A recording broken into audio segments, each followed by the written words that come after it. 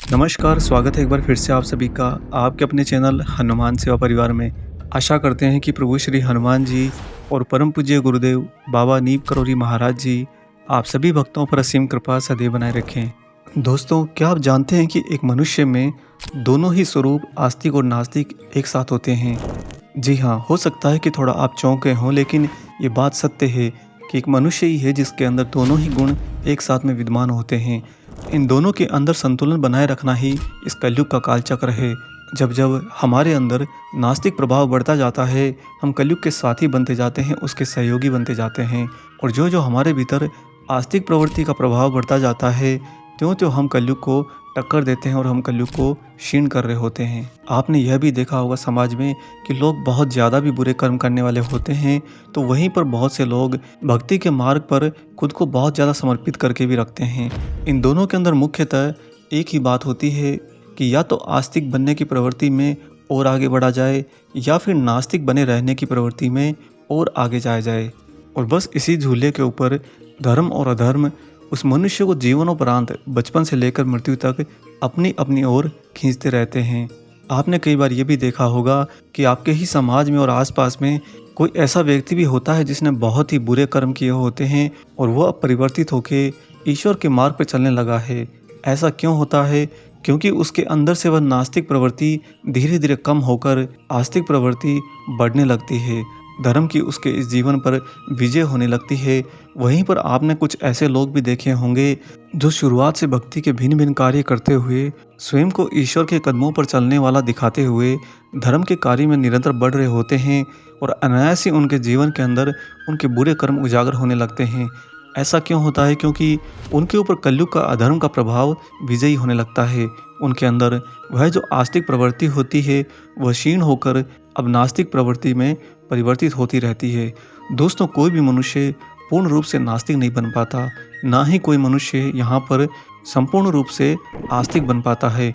अगर कोई मनुष्य पूर्ण रूप से नास्तिक हो गया, यानी कि 100% उसकी जीव आत्मा अगर नास्तिक प्रवृत्ति की हो गई, तो वह वास्तव में मनुष्य से राक्षस बन जाएगा। और वहीं पर अगर किसी भी मनुष्य के अंदर आस्तिक प्रवृत्ति 100% गुणी हो जाए, उसके अंदर कोई एक छोटा सा भी भाव, ना तो उसके अंदर नास्तिक प्रवृत्ति का कोई एक छोटा सा भी भाव शेष रहे और ना ही उसका नास्तिक प्रवृत्ति में वापस लौटने का कोई आसार शेष रहे, अगर ऐसा हो जाता है तो वह मनुष्य शरीर को त्याग कर देवता बन जाता है। दोस्तों, इसी कारण से हजारों हजार सालों से मनुष्य धरती पर आता रहा और जाता रहा, और बस इस कलयुग के कालचक्र के झूले में आस्तिक और नास्तिक बनकर झूलता रहा। लेकिन क्या कभी आपने ये प्रश्न सोचा है कि कोई किसी को पूरा का पूरा परिवर्तित कर सकता है क्या? यानी कि किसी नास्तिक को आस्तिक बनाया जाए एक ही बार में, और किसी आस्तिक को सदा के लिए नास्तिक बनाया जा सके। दोस्तों, किसी आस्तिक को नास्तिक बनाना हो तो इसके लिए किसी और की आवश्यकता नहीं, कलयुग स्वयं ही वो कार्य कर रहा है। परंतु किसी नास्तिक को पूर्ण रूप से, संपूर्ण रूप से आस्तिक बना दिया जाए, इसके लिए किसी अलौकिक शक्ति की परम आवश्यकता होती है।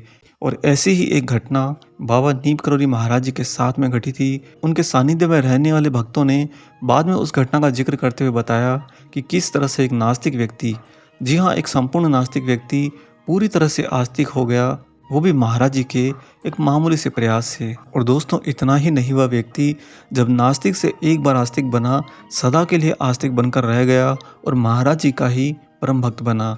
आइए आपको लेकर चलते हैं महाराज जी की इस बहुत ही अलौकिक और चमत्कारी घटना पर। दोस्तों, एक बार एक महाराज जी के शिष्य श्री कैंचीधाम जा रहे थे। वह महाराज जी के शिष्य बनने के पश्चात बाबा के ही विग्रह के दर्शन के लिए उस दिन कैंचीधाम जा रहे थे। उनका वह सफ़र रेलवे की यात्रा के द्वारा तय हो रहा था, और उसी यात्रा के दौरान उनकी मुलाकात एक अफसर से हुई जो कि उनके ही डिब्बे में बैठे थे, और वह भारतीय नौसेना के विराट जलपोत के एक अफसर थे। उन्होंने बताया कि वे अपने मित्र श्री देवीलाल शाह से मिलने नैनीताल जा रहे थे। हनुमान भक्ति से बात शुरू हुई और पहुंच गई बाबा नीम करौली महाराज जी पर बात।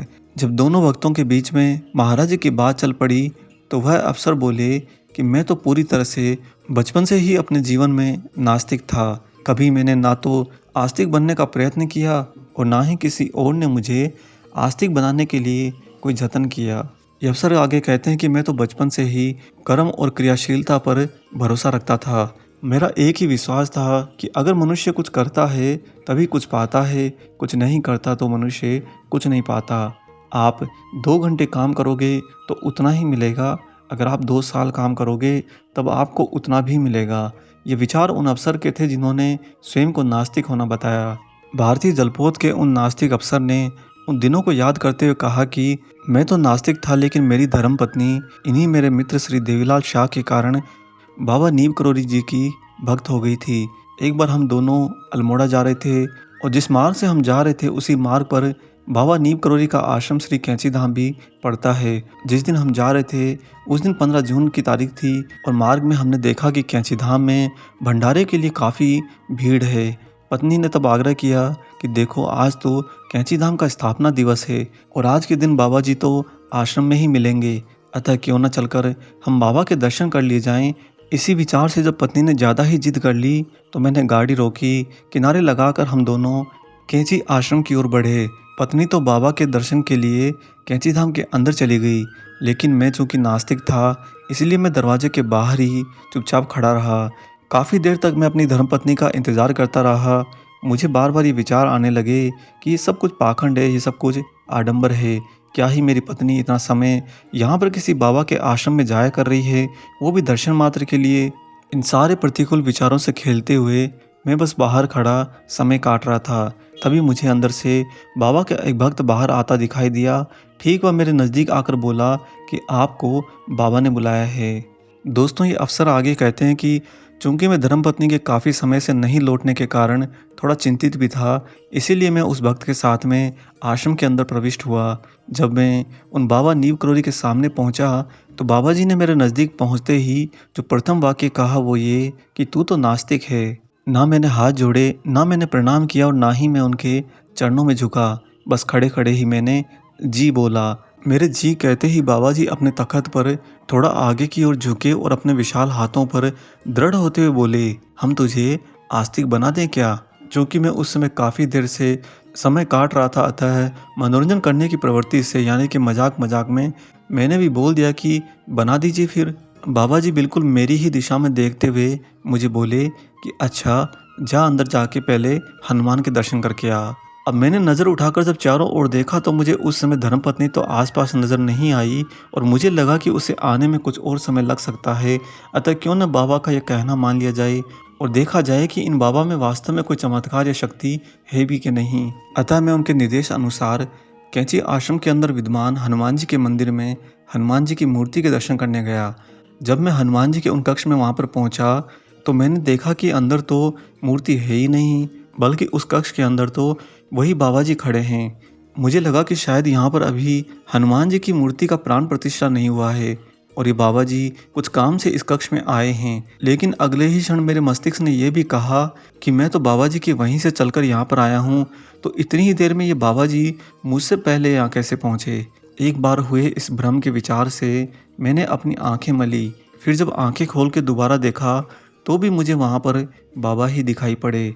आश्चर्य से बस खड़ा हुआ मैं उनको देख रहा था और बार बार मेरे मन में यही विचार आ रहा था कि जिस दिशा से मैं चलकर आया हूँ उस दिशा से कोई और तो मेरे समांतर नहीं आया, फिर ये बाबा जी यहाँ कैसे पहुँचे? खैर, हनुमान जी तो मुझे दिखे नहीं, अतः मैं मायूस होकर वापस महाराज जी के उसी आसन वाले तख्त के नज़दीक पहुँच गया। जब मैं वहाँ पहुँचा तो देखा कि बाबा तो यहीं पर बैठे हैं और जैसे ही मेरी दृष्टि तख्त पर बैठे महाराज जी पर पड़ी, एकदम से मेरे रोंगटे खड़े हो गए, क्योंकि अभी अभी मैं वो अनुभव करके आया हूँ कि जहाँ पर मेरे से पहले बाबा हनुमान जी के कक्ष में पहुँच गए और जब मैं वापस आया तो वही बाबा मेरे से पहले वापस तख्त पर पहुँच गए। ये खेल क्या है, ये माजरा क्या है? इन विचारों से मेरी आत्मा और मेरा मस्तिष्क उस समय कुलबुलाने लगा और इन विचारों के बोझ के तले में अपने जीवन में चल रहे किसी अन्य प्रश्न को खोए दे रहा था। तभी बाबा मुझे बोले कि तेरे दिमाग में कोई प्रश्न है? मैंने खड़े खड़े ही कहा कि हाँ महाराज। तो बाबा ने सीधा हाथ उठाकर आशीर्वाद देते हुए कहा कि तू पास हो जाएगा, जा अब चला जा। दोस्तों, ये अवसर याद करते हुए समय को बताते हैं कि उन दिनों मैंने पदोन्नति के लिए परीक्षा दे रखी थी, पर मेरा एक पर्चा बिल्कुल बिगड़ गया था। पास होने की तो मेरी कोई आशा ही नहीं थी। खैर, मैंने वहीं खड़े खड़े उन बाबा को कह दिया कि मेरा तो एक पर्चा बिल्कुल बिगड़ गया है, मेरे पास होने का तो अब कोई सवाल ही नहीं उठता। फिर क्यों भला आप मुझे ऐसा कहते हो कि तू पास हो जाएगा? बाबा जी मेरी ओर देखकर मुस्कुराते हुए बोले, नहीं, उसी में तेरे सबसे ज़्यादा नंबर आएँगे। तभी मेरी धर्मपत्नी आश्रम में मुझे ही खोजती हुई लौट आई और बाबा को प्रणाम करने के बाद में उसके साथ में हम दोनों वापस बाहर निकल गए अपने गंतव्य रास्ते पर। दोस्तों, ये वक्त आगे कहते हैं कि उस दिन तो मेरे पर बाबा का कोई प्रभाव नहीं पड़ा था। इस घटना ने मेरे मन में प्रश्न चिन्ह ज़रूर लगाया था, लेकिन कुछ महीने बीतने के बाद में जब मेरी परीक्षा का परिणाम आया, जब मैंने मार्कशीट ली, तो मैं ये देखकर बुरी तरह से चौंक गया कि जो मेरा पेपर सबसे ज़्यादा बिगड़ा था, उसी में मेरे सबसे अच्छे नंबर आए थे और इतना ही नहीं, मैं उस परीक्षा में पास भी हो गया था और मेरी पदोन्नति भी हो गई थी। भारतीय जलपोत के इन अफसर ने बताया कि उस दिन से, या यूँ कहिए कि उस क्षण से जब मैंने वह मार्कशीट देखी थी, मैं बस बाबा जी का भक्त होकर रह गया। उस दिन मैं समझ गया कि इस पृथ्वी पर कुछ भी मात्र कर्म और क्रिया से नहीं घटता, अपितु ये जो कर्म और क्रिया हम करते हैं, ये तो स्वयं ही किसी घटाने वाले के नियंत्रण में होती है। क्योंकि कर्म की दृष्टि से देखा जाए तो मैंने परीक्षा देकर अपना कर्म किया और परीक्षा देते समय मैं ये जान गया था कि मेरा पेपर बुरी तरह से बिगड़ गया है।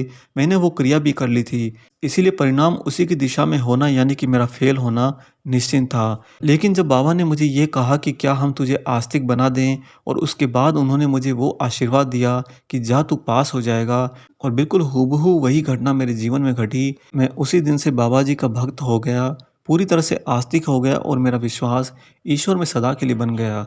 दोस्तों, ऐसे ही जो भी व्यक्ति महाराज जी की शरण में एक बार भी आ जाता है, एक बार भी बाबा जी के सामने, उनके धाम में, उनके चित्र के सामने या उनकी प्रतिमूर्ति के सामने पहुंच जाता है, वह सदा के लिए हृदय से परिवर्तित हो जाता है और ईश्वर का अनुयायी हो जाता है, महाराज जी का भक्त बन जाता है।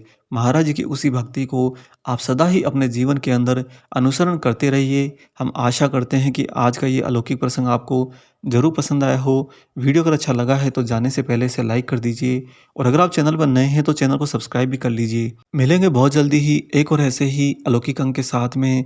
तब तक अपना और अपने माता पिता का संपूर्ण ख्याल रखिए और परम प्रभु श्री राम जी का निरंतर गुणगान करते हुए बाबा हनुमान और बाबा नीम करोली महाराज जी की निस्वार्थ होकर सेवा करते रहिए। जय सिया राम।